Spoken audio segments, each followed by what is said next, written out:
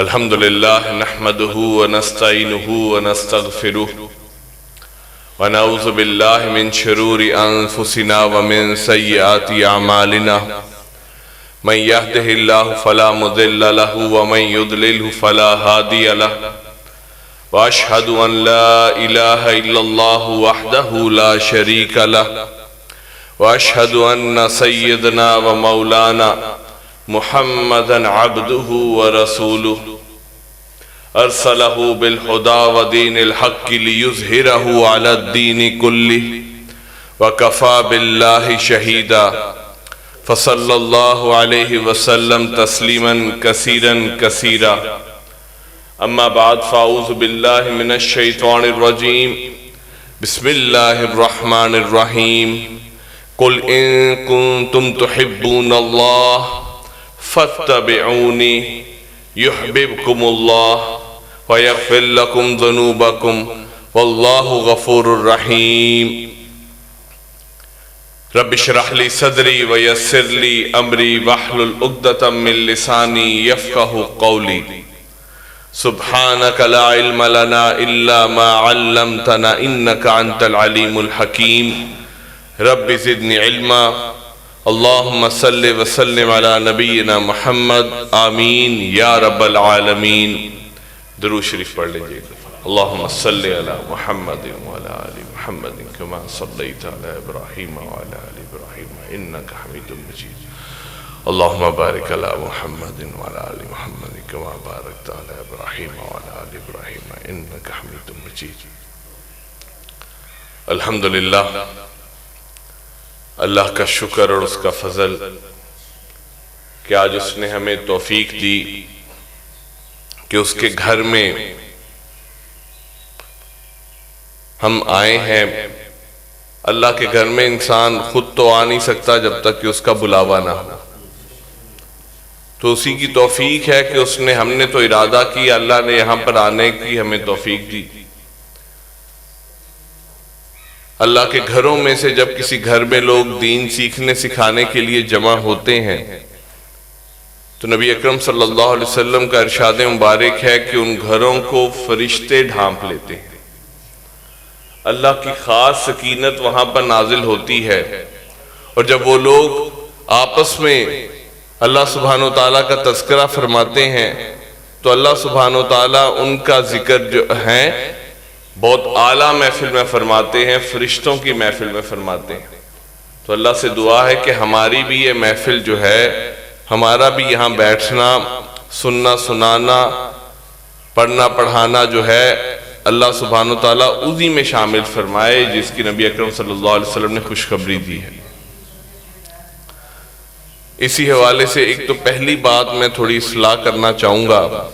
میرے تعارف میں مولانا کہا گیا ہے، میں کہیں سے مولانا نہیں ہوں، تو اس لیے کوئی غلط فہمی نہ آپ کو ہو جائے کہ میں کوئی، نہ ہی میں حافظ ہوں نہ ہی میں مولانا ہوں، دونوں چیزیں میرے نام کے ساتھ لکھی ہیں، تو کسی غلط فہمی میں نہ آپ لوگ پڑھیے گا کہ میں کوئی مولانا ہوں، نہ ہی میں عالم دین ہوں، ٹھیک ہے؟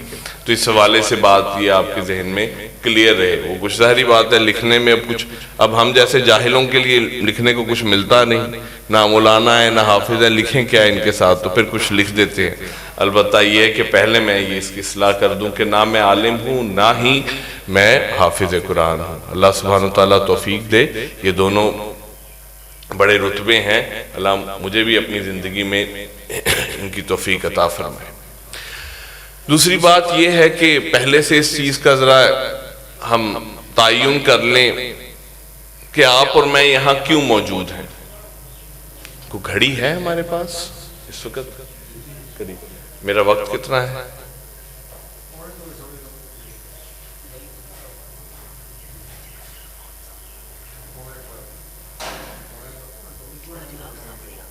اچھا ٹھیک۔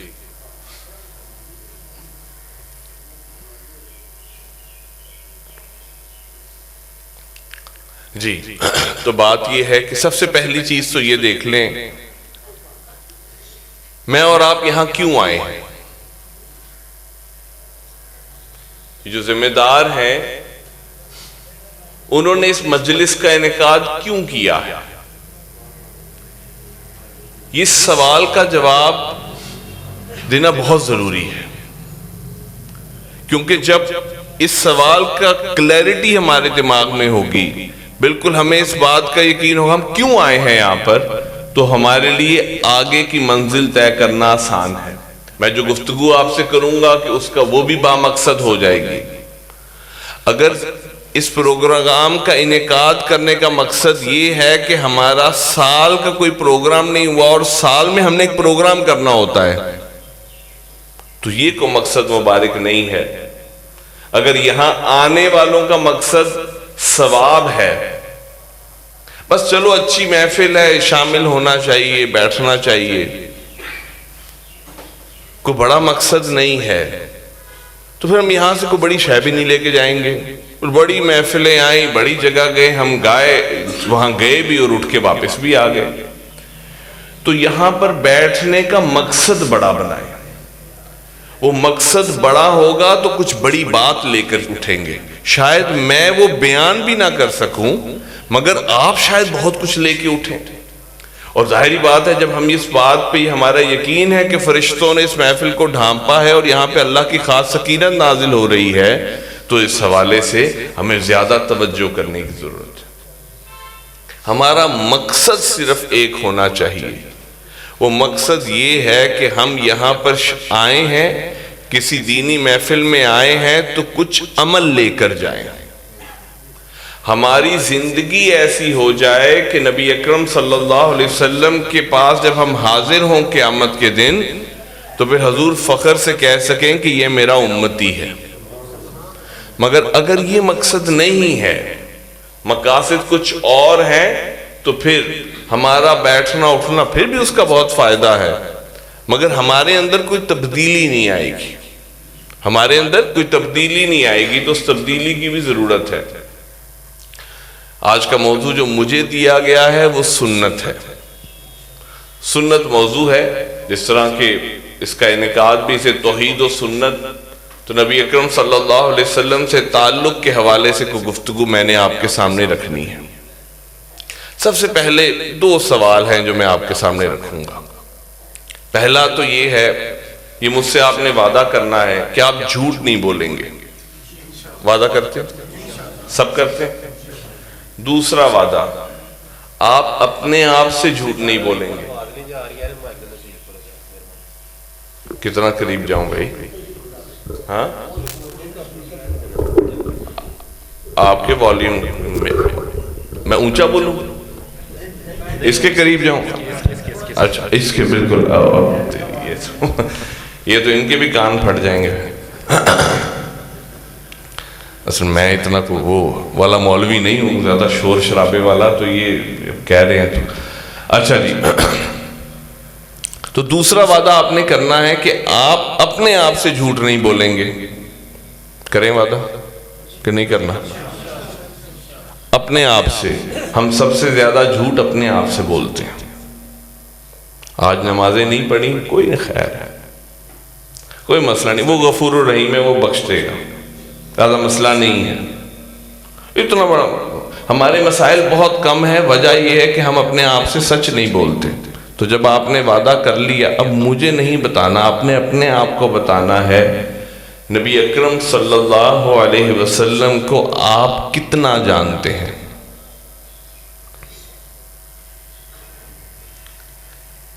ہمارے ہاں گفتگو آگے ہم کریں گے تعلق کی، محبت کی، تو پہلا سوال تو یہ ہے کہ میں اور آپ حضور صلی اللہ علیہ وسلم کو جانتے کتنا ہیں۔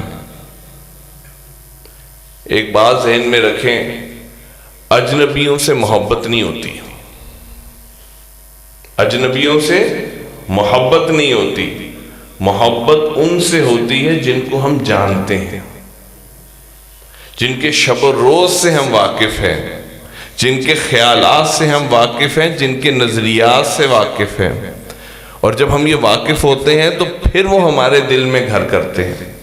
الحمدللہ نبی اکرم صلی اللہ علیہ وسلم کو ایک خاص مقام حاصل ہے کہ آپ کو ایک ایسی امت ملی جس امت نے بے شک وہ جتنے بدکار ہوں، جتنے وہ اللہ سبحانہ وتعالیٰ کے باغی ہوں، مگر حضور صلی اللہ علیہ وسلم کی محبت ان کے دلوں میں جو ہے وہ ایسی ہے کہ اس کی کوئی مثال ہی نہیں ملتی. یہ خاص ہے حضور صلی اللہ علیہ وسلم کا مقام جو کسی اور نبی کو نہیں ملا.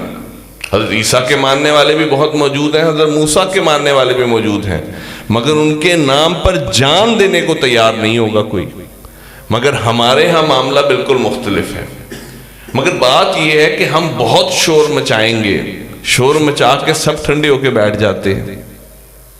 معاملہ یہ کہ میں اور آپ حضور صلی اللہ علیہ وسلم کو جانتے ہی نہیں ہیں. ہم کتنا جانتے ہیں؟ ہم اتنا جانتے ہیں, ہم کسی مسجد میں آئے, کوئی سیرت پر کوئی بیان ہو رہا تھا تو وہاں سے ہم نے کچھ سن لیا.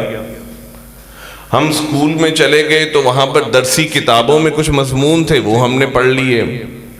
یا کو اخبار پڑھنے کا شوق ہے تو ربیع الاول کا مہینہ آ گیا تو اس پر کوئی کالم آ گیا, اس پر کوئی داری آ گیا تو وہ ہم نے پڑھ لیا. بس ہم اتنا ہی جانتے ہیں. ہم میں سے کتنوں نے خود سیرت النبی صلی اللہ علیہ وسلم کی کسی کتاب کا خود مطالعہ کیا ہے؟ ہم نے لوگوں سے ہی پوچھا حضور دکھتے کیسے تھے. ہم میں سے کتنوں کو پتا ہے, کتنوں نے پڑھا ہے کہ حضور دکھتے کیسے تھے؟ تو دیکھ لیں, ایسا نہیں ہو سکتا کہ آپ نے نہ پڑھا ہو اور حضور کی کوئی تصویر آپ کے دماغ میں نہ ہو. تصویر پھر بھی ہوگی, مگر کیا وہ تصویر صحیح ہے؟ کیا وہ پڑھ لکھ کے ہے؟ حضور کے کیا نظریات تھے؟ آپ دنیا میں کیوں آئے تھے؟ آپ کو کیوں بھیجا گیا تھا؟ میں ان کا امتی ہوں تو حضور کا اس دنیا میں بھیجنے کا مقصد تھا. کیا اس مقصد پہ آج میں کھڑا ہوں؟ انشاءاللہ یہ گفتگو میں بات آئے گی. تو یہ سب سے پہلے تو ہم یہ دیکھ لیں کہ ہم اس وقت کھڑے کہ یہ ہم نے اپنے آپ کو جواب دینا اور سچ بولنا ہے. سچ بولنا ہے کہ ہم کہاں کھڑے ہیں. جس شخص کو ہم جانتے نہیں, اس شخص سے تعلق کے ہم کیسے دعوے دار ہیں.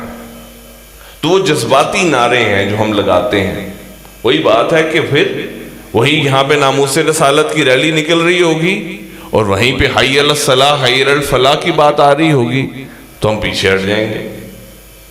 تو اب آگے چلتے ہیں.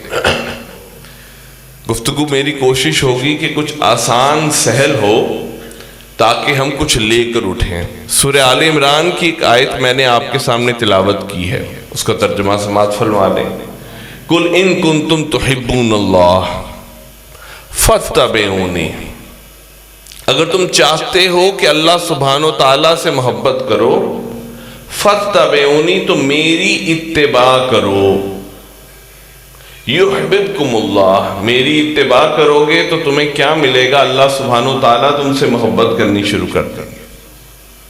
وَيَغْفِرْ لَكُمْ ذُنُوبَكُمْ, صرف میری اتباع کرو گے تو اللہ کی محبت تمہیں مل جائے گی, وہ تمہارے گناہوں کو معاف کر دے گا, تمہاری بخشش ہو جائے گی. واللہ غفور الرحیم, وہ تو ہے ہی غفور الرحیم. تو حضور سے جو ہمارا تعلق ہے اس کی بنیاد اتباع رسول ہونی چاہیے. اتباع کیا ہے؟ اتباع کو سمجھنے کے لیے اس سے پہلے دو اور اصطلاحات ہیں جو میں چاہوں گا کہ ہم پہلے سمجھ لیں, پھر ہمیں اتباع کی سمجھ آئے گی. اس میں پہلی اصطلاح ہے وہ یہ ہے, بچے موبائل شبائل کو رکھ دو.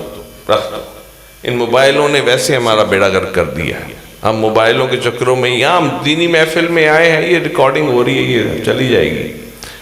توجہ ہم یہی کریں کہ یہاں سے ہم لے کے کیا اٹھیں گے. میری ویڈیو لے کے اٹھنے سے کیا آپ کو ملنا ہے؟ ٹھیک ہے. سب سے پہلی اصطلاح جو نبی اکرم صلی اللہ علیہ وسلم سے ہمارا تعلق ہے وہ ہے اطیعوا اللہ و اطیعوا الرسول. ہم جب سنت کی بات کرتے ہیں تو پہلی بات تو ہمیں یہ سمجھو کہ حضور سے ہمارا تعلق ہے اطاعت کرو اللہ کی اور اطاعت کرو اللہ کے رسول صلی اللہ علیہ وسلم کی. اطاعت کسے کہتے ہیں جی؟ اطاعت کسے کہتے ہیں؟ پیروی کو. اچھا جی, اطاعت کسے کہتے ہیں بتائیں؟ اتنا مشکل سوال تو نہیں. ماشاءاللہ جو آکھن انہاں دی گل مننی پہنی ہے، جو حکم دیا جائے اس حکم کو مانا جائے، یہ پہلا تعلق ہے۔ کہا گیا کہ اللہ کی اطاعت کرو، اور اللہ کی اطاعت کرو اور نبی اکرم صلی اللہ علیہ وسلم کی اطاعت کرو۔ تو اللہ سے تو ہماری کوئی ملاقات ہوئی نہیں، تو اصل تو ہمارے پاس تعلیمات آئی ہیں نبی اکرم صلی اللہ علیہ وسلم کے ذریعے، تو حضور کی اطاعت میں ہی اللہ کی اطاعت ہے۔ تو سب سے پہلا جذبہ تو جو ہمارے اندر پیدا ہونا چاہیے وہ اطاعت کا ہے۔ اس میں نبی اکرم صلی اللہ علیہ وسلم کی حدیث مبارکہ، دو حدیث میں آپ کو سناؤں گا، دونوں آپ نے یاد کر کے جانی ہے یہاں سے۔ پہلی حدیث، وہ شخص اس وقت تک مومن نہیں ہو سکتا، وہ شخص اس وقت تک مومن نہیں ہو سکتا جب تک وہ اپنی خواہش نفس کو اس شے کے تابع نہ کر دے جو میں لے کر آیا ہوں۔ وہ شخص اس وقت تک مومن نہیں ہو سکتا جب تک وہ اپنی خواہش نفس کو اس شے کے تابع کر دے جو میں لے کر آیا ہوں۔ حضور کیا لائے؟ حضور کیا لے کر آئے؟ جی نماز، اچھا جی ایک آگئی نماز۔ حضور کیا لے کر آئے؟ شریعت محمدی صلی اللہ علیہ وسلم، قرآن و حدیث، یہ حضور لے کر آئے۔ جس شخص کا نفس حاوی ہے اس بات پر کہ وہ قرآن و حدیث کی بات کو پیچھے رکھتا ہے اور اپنے نفس کی بات کو آگے رکھتا ہے، تو وہ مومن نہیں ہے۔ اور مومن ہونا جنت میں جانے کے لیے شرط لازم ہے۔ آپ مسلمان تو جائیں گے ہی ٹھیک ہے، مگر اپنے گناہ کو بھگتنے کے بعد، مگر اصل تو مومنین کی جگہ ہے جنت۔ تو وہ شخص مومن ہے ہی نہیں جو اپنی خواہش نفس کو جو ہے نبی اکرم صلی اللہ علیہ وسلم کی تعلیمات کے تابع نہ کر دے۔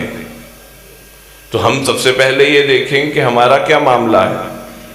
کوئی بھی معاملہ پیش آتا ہے، کوئی بھی جائیداد کی تقسیم کا معاملہ پیش آتا ہے، بتائیں کتنے شریعت کی طرف منہ کرتے ہیں اور کتنے اپنے رواج کی طرف کرتے ہیں۔ عورتوں کو حصہ دینا ہے کہ نہیں دینا، اس کا فیصلہ کون کرے گا؟ کون کرے گا؟ رواج کرے گا۔ جو ہمارے ہاں چلتا ہے وہ فیصلہ کریں گے۔ گھروں میں پردہ کہتے کسے ہیں؟ اس کو کہتے ہیں جو ہمارے بڑے بوڑھے کرتے آئے۔ شریعت کیا کہتی ہے؟ یہ ہمارا مسئلہ نہیں ہے، یہ ہمارا مسئلہ نہیں ہے۔ تو یہ ہے ہمارا سب سے بڑا مسئلہ۔ تو آج ہم دیکھیں کہ سب سے پہلا حضور سے تعلق کہ جو حضور کا حکم آیا ہے اس حکم کو مانا جائے۔ آپ دیکھیں صحابہ کرام کا دور، شراب جو تھی وہ پانی کی طرح پیتے تھے، ایسا تھا۔ مدنی دور میں جب شراب کی حرمت کی بات آئی، اس کو حرام قرار دیا گیا، تو کیا ہوا؟ کیا کیا؟ آج کو نشئی ہے اس کو کہتے ہیں نشہ چھوڑو، تو کیا کہتے ہیں ہم اس کو کہ بس اس کو کہیں داخل کراؤ کسی ہسپتال میں، آہستہ آہستہ اس کا علاج ہوگا اور پھر 1-2-4 مہینے بعد جو ہے نشہ چھوڑ دے گا۔ وہ لوگ جو پانی کی طرح شراب پیتے تھے، جن کے مٹکوں میں شراب تھی گھروں میں، انہوں نے جب حکم آیا تو کیا کیا؟ مٹکے توڑ دیے۔ مدینہ کی گلیوں میں شرابیں بہہ گئیں نالیوں میں۔ انہوں نے یہ نہیں کہا حضور ہمارے لیے کوئی ہسپتال بنائیں، ہمارا کوئی علاج کرائیں، ہم شراب کے بعد کیسے زندگی گزاریں گے؟ پردے کا حکم آ رہا ہے۔ صحابی رسول جو ہیں اپنے گھر سے باہر ہیں، ان کے کان میں حکم پہنچتا ہے کہ پردے کا حکم آ گیا ہے کہ عورتیں جب گھروں سے باہر نکلیں تو اپنے اوپر چادر اوڑھ لیں۔ تو کیا کہتی ہیں اپنے بیٹے کو، بیٹا میں ادھر ہی کھڑی ہوں، میں ایک قدم آگے نہیں لوں گی جب تک اب جاؤ گھر اور میرے لیے چادر لے کر آؤ۔ یہ تھی اطاعت۔ کتنا بڑا امتحان تھا ان کے لیے، کتنا بڑا امتحان تھا ان کے لیے کہ ابھی حکم آ رہا ہے اور فوراً اس کی جو ہے اس کو ماننا ہے. یہ جذبہ تھا. یہ جذبہ ہے؟ یہ باتیں ہیں؟ یہ باتیں نہیں ہیں. تو سب سے پہلا جو حضور سے تعلق ہے کہ حضور صلی اللہ علیہ وسلم کے تمام احکامات کو مانا جائے، سر تسلیم خم کیا جائے اور اپنی خواہش نفس کو جو ہے وہ آگے نہ لے کے جایا جائے. دوسرا تعلق، پہلا تعلق کس کا ہو گیا جی؟ اطاعت کا. دوسرا تعلق محبت کا. عاشق رسول، ہاں جی سب عاشق رسول ہیں؟ ہاں جی کوئی نہیں ہے؟ سب ہیں. علیحدہ بحث ہے کہ عربی میں عشق کا لفظ ہے کہ نہیں ہے، مگر الحمدللہ سب کے سب عاشق رسول ہیں. حضور صلی اللہ علیہ وسلم نے کیا فرمایا عاشق رسول کے لیے؟ معیار کیا فرمایا؟ دوسری حدیث ہے جو میں چاہوں گا کہ آپ یاد کر کے آ جائیں، الحمدللہ بہت سو کو یاد بھی ہوگی. وہ شخص اس وقت تک مومن نہیں ہو سکتا جب تک وہ مجھے، اپنے باپ، اپنے بیٹے اور تمام انسانوں سے زیادہ محبوب نہ جانے. محبت کا کیا جذبہ ہے کہ وہ شخص اس وقت تک مومن نہیں ہو سکتا جب تک وہ مجھے، اپنے باپ، اپنے بیٹے اور تمام انسانوں سے زیادہ محبوب نہ جانے. یہ ہے محبت کا معیار. حضرت عمر فاروق رضی اللہ عنہ سے پوچھا، وعلیکم السلام ورحمۃ اللہ،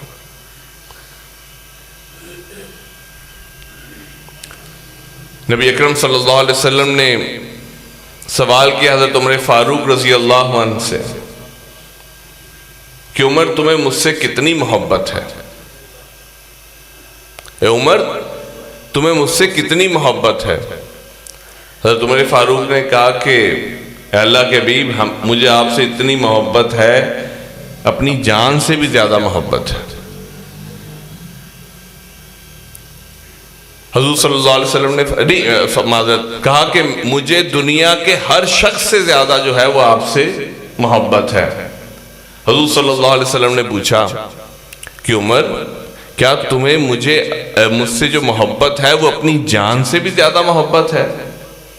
حضرت عمر نے تھوڑی دیر کے لیے وقفہ لیا، سوچا، غور کیا، اپنے دل کو ٹٹولا اور پھر کہا الان کہ مجھے آپ سے محبت اپنی جان سے بھی زیادہ ہے. یہ تھا معیار صحابہ کا محبت کا.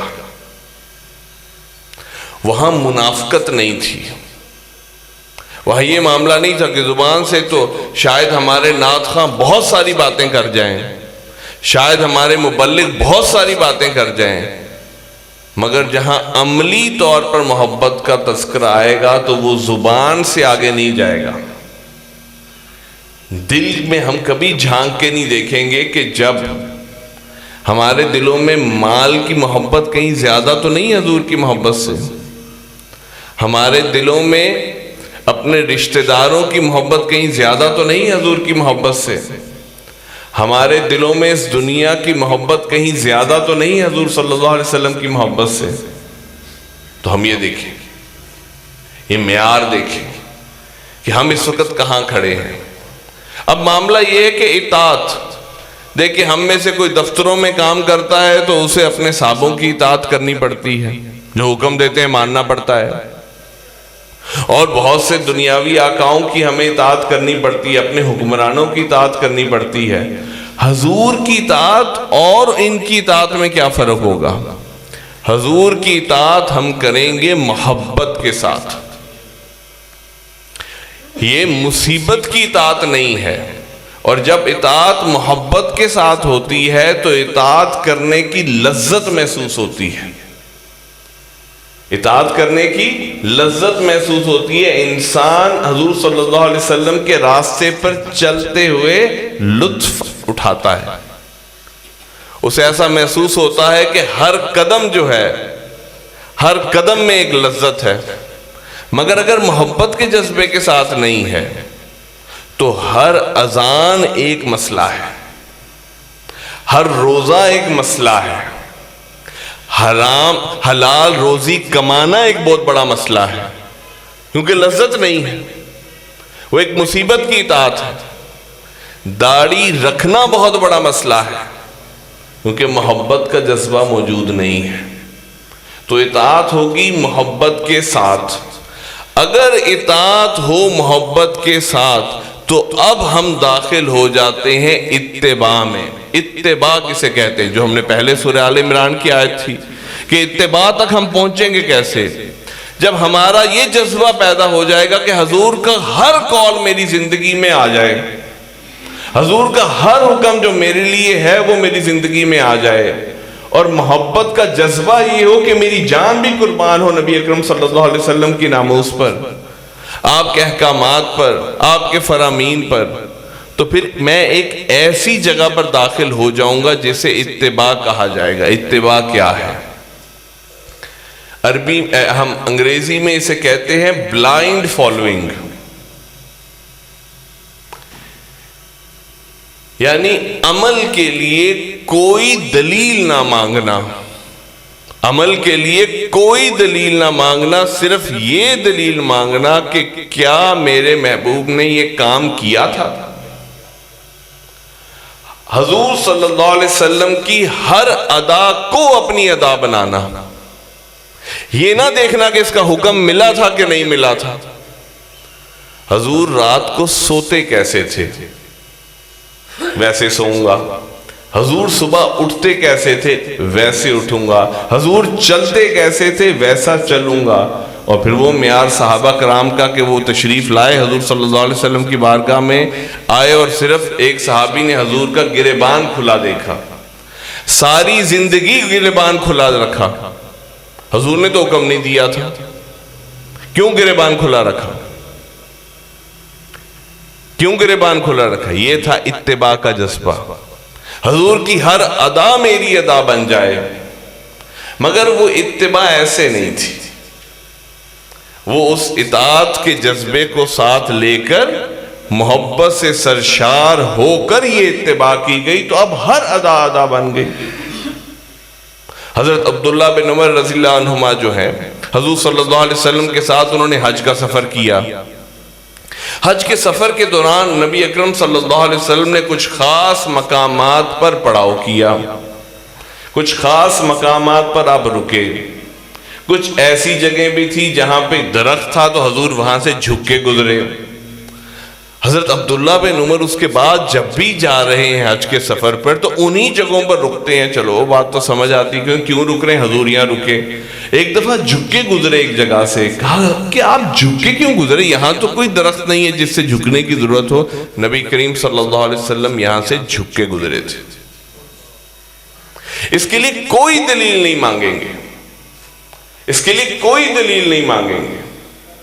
یہ ہے جذبہ۔ قرآن مجید کہہ رہا ہے کہ تم اگر چاہتے ہو کہ اللہ سبحانہ و تعالیٰ تم سے محبت کریں تو حضور کی اتباع کرو۔ معاملہ کیا ہوا ہمارا؟ اب ہم کہتے ہیں کہ حضور سے ہم نے کوئی تعلق قائم کرنا ہے تو 100 سنتوں کی ایک کتاب لے لی جائے، وہ کتاب لے لی جائے اور بس وہ دیکھا جائے اور ان کو عمل کیا جائے۔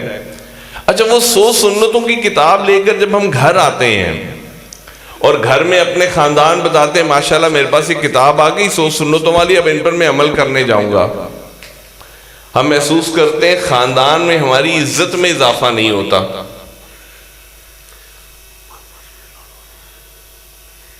نہیں، اب کہ میں ختم کر لوں 5-10 منٹ، 5-10 منٹ تو مجھے آپ بتا دیں۔ اب میں نے تو اپنے طور پہ گھنٹہ سوچا ہوا تھا۔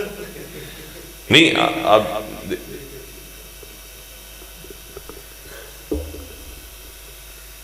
چل جب ختم ہوتی ہے تو اس حساب سے ہی ہے۔ پھر اس کے بعد کہاں تھے؟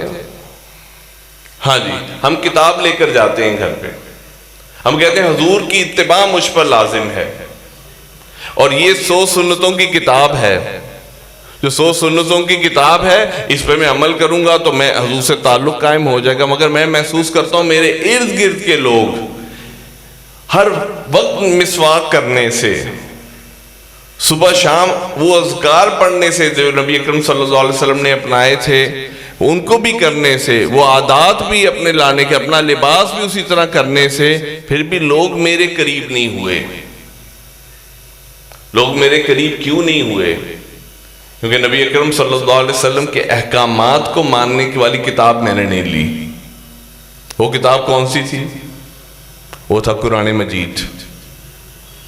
قرآن مجید کو کھول کر میں نے اپنا آڈٹ نہیں کرایا کہ میں کہاں کھڑا ہوں، کیا جو احکامات ہیں حضور کے دیے ہوئے ان پر میں زندگی گزار رہا ہوں؟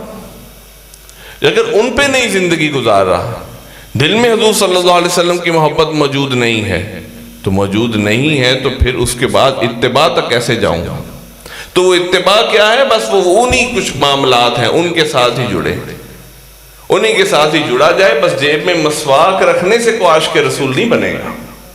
عاشق رسول تو بنے گا وہ اپنے کردار سے۔ بر صغیر پاک و ہند میں اسلام کیسے پھیلا؟ اولین تاجروں سے پھیلا۔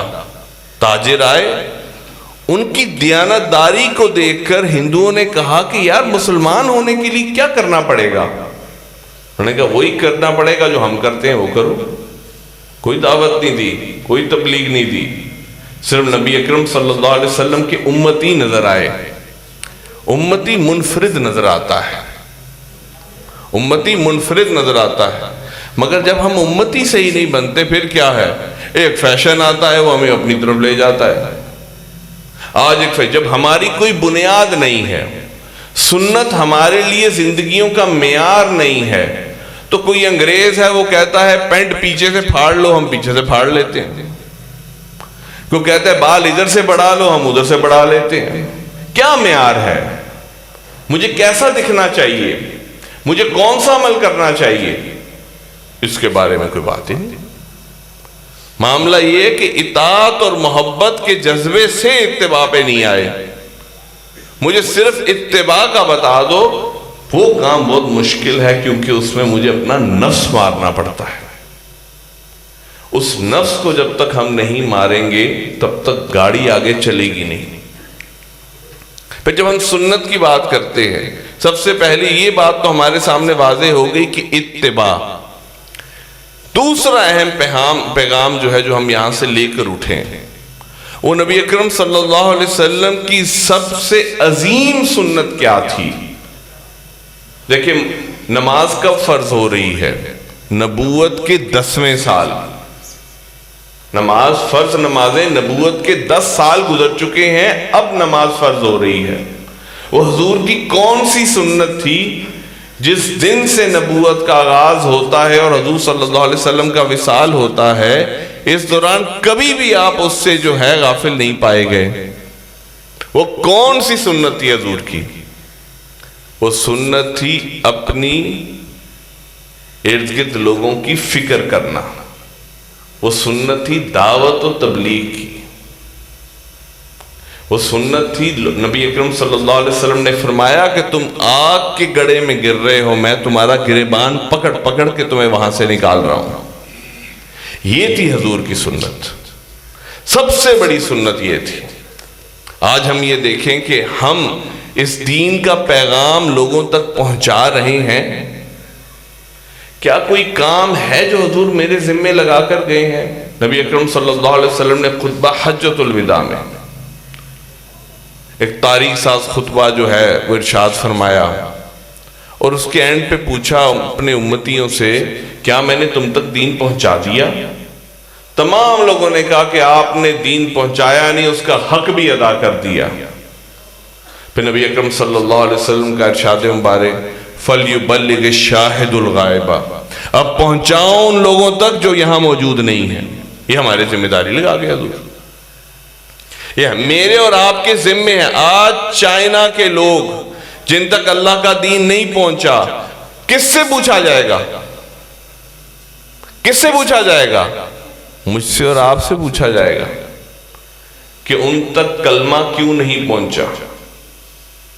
یہ محض تقریریں کرنا تو معاملہ نہیں ہے، محض کو بڑے بڑے واز کرنا تو معاملہ نہیں، اصل تو یہ ہے کہ میرے اور آپ کے اندر فکر پیدا ہو جائے، پوری انسانیت کی فکر پیدا ہو جائے کہ یہ دین ہم نے پہنچانا ہے لوگوں تک۔ اب کہاں ہم نے چائنا تک پہنچانا، ہم تو جمعہ سن کے کبھی وہ جمعہ اپنے گھر نہیں پہنچایا، ہم نے کسی بیان میں بیٹھ کر ہم اپنے گھر میں نہیں گئے اپنے گھر والوں کو بیان سنانے کے لیے کہ آج میں نے یہ کوئی اچھی بات سنی۔ ہم نے تو دین اپنے گھر نہیں پہنچایا، ہم نے چائنا تک کیسے پہنچانا ہے، ہم نے پوری انسانیت تک، کیونکہ یہ کوئی کام نہیں ہے۔ نبی اکرم صلی اللہ علیہ وسلم کی اس سے بڑی کوئی سنت نہیں ہے۔ آج ہم یہاں سے اٹھیں یہ تہیہ کر کے کہ میں آج کے بعد اپنی زندگی کو کھپاؤں گا اس دین کی تبلیغ کے لیے۔ پھر ایک سوال اٹھتا ہے آپ کے ذہن میں اٹھتا ہے کہ میں تو پڑھا لکھا نہیں ہوں، مجھے تو اتنا علم ہی نہیں ہے، تو میں کیا پہنچاؤں لوگوں تک؟ حضور نے یہ بھی آسان کر دیا، بلغوا انی ولو آیۃ، پہنچاؤ میری طرف سے خواہ ایک آیت ہی کیوں نہ ہو، تمہیں ایک تو آتی ہوگی، پہنچاؤ پہنچاؤ۔ اس سے فرق کیا ہوگا؟ اس سے ہوگا کیا کہ جب آپ دعوت کے راستے میں لگیں گے، لوگوں کی فکر کرنے لگیں گے، تو ہوگا کیا کہ آپ خود قیمتی ہو جائیں گے، آپ کو اپنے عمل پر توجہ ہوگی۔ ظاہری بات جس چیز کی دعوت دیں گے تو اگلا مسئلہ آپ کا اپنا ہوگا، لوگ آپ کے عمل کی طرف دیکھیں گے، تو کوئی نہ ہدایت پہ دوسرے آئیں یا نہ آئیں، آپ تو ہدایت پہ آ جائیں گے۔ آپ کی زندگی میں تو انقلاب آ جائے گا دعوت کی وجہ سے۔ مگر جب تک یہی معاملہ رہے گا، بس میں تو سب سے اچھا نمازی کون ہے؟ جو چپ کر کے مسجد میں آتا ہے اور چپ کر کے چلا جاتا ہے، نہ کسی کی طرف دیکھتا ہے، نہ کسی سے بات کرتا ہے، ماشاءاللہ یہ بہت اچھا بندہ، بے ضرر سا بندہ ہے، نہ اس نے کوئی بات کرنا، اس کے سامنے جو مرضی ظلم ہوتا رہے، یہ کبھی بھی اس نے کوئی بات نہیں کی۔ امت کو کہا گیا تم ایک بہترین امت ہو، کنتم خیر امت، تم ایک بہترین امت ہو، اخرجت للناس، امت تو برپا ہی لوگوں کے لیے کی گئی تھی۔ یہ کہاں ہمیں کسی نے درس دے دیا کہ بس اپنی ذات کے اندر، اپنا مال، اپنی شہرت، ہر وقت اپنے اندر ہی رہنا۔ ہم تو بھیجے ہی لوگوں کے لیے گئے تھے، اور امت کا کام کیا ہے؟ لوگوں کو نیکی کا حکم دینا اور برائی سے روکنا، یہ ہماری ذمہ داری ہے۔ اگر یہ ہم نہیں کرتے، ہم کہاں کے بہترین؟ آج ہم ذلیل و خوار نہیں ہیں پوری دنیا میں۔ اس کی وجہ کیا ہے؟ ہم تو تھے سب سے بہترین، کہاں ہم نے دنیا کی فکر کرنی تھی؟ آج ہم اپنی فکر نہیں کر پا رہے، اپنے گھر والوں کی فکر نہیں کر پا رہے، تو یہ ہے سب سے بڑے مسئلہ۔ تو ہم جو پیغام یہاں پر میرا مقصد تھا آپ کے سامنے رکھنا، اول اتباع، میرا حضور سے تعلق کیا ہونا چاہیے؟ وہ اتباع ہونا چاہیے کہ حضور کی ہر ادا میری ادا بن جائے، اور آج یہاں سے اٹھیں یہ اپنی زندگی کا مشن بنا کر کہ میں نے نبی اکرم صلی اللہ علیہ وسلم کی یہ سنت مبارکہ، اور وہ سنت کیا ہے؟ دعوت و تبلیغ کی، میں نے اس کو اپنا اوڑھنا بچھونا بنانا ہے۔ یہ کسی ایک خاص مکتبہ فکر کا کام نہیں ہے، کسی ایک جماعت کا کام نہیں، یہ میرا اور آپ کا ہر ایک کا کام ہے۔ اور جو بھی مواقع ملیں دعوت کے، ان کو ہم نے بروئے کار لانا ہے۔ آج جب ہم ان معاملات پر چلیں گے، ان کو بروئے کار لائیں گے، تو انشاءاللہ آپ دیکھیں گے کہ پھر ہماری زندگیاں بھی تبدیل ہوں گی، ہمارے گھر والے بھی تبدیل ہوں گے، ہمارا ماحول بھی تبدیل ہوگا۔